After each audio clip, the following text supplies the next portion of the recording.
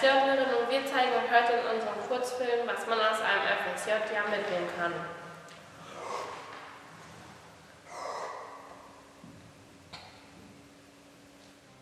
Die Speiseröhre. Es war ein langer Weg und alles fing mit der Bewerbung an. Und dann kam das Bewerbungsgespräch.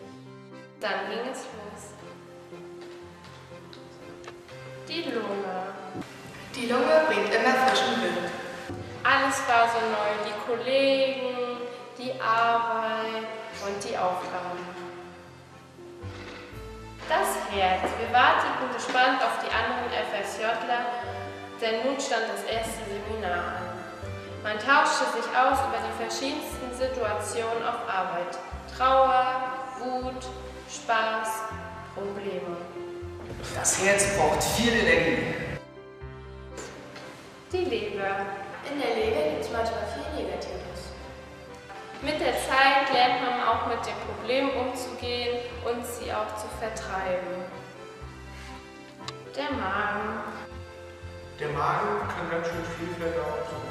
Doch der Kummer, der Stress und die Sorgen liegen schwer am Magen und doch versuchen wir sie zu verdauen.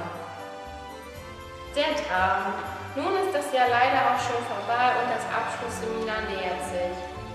Wir wurden reifer, haben Erfahrungen gesammelt und haben viele liebe neue Leute kennengelernt.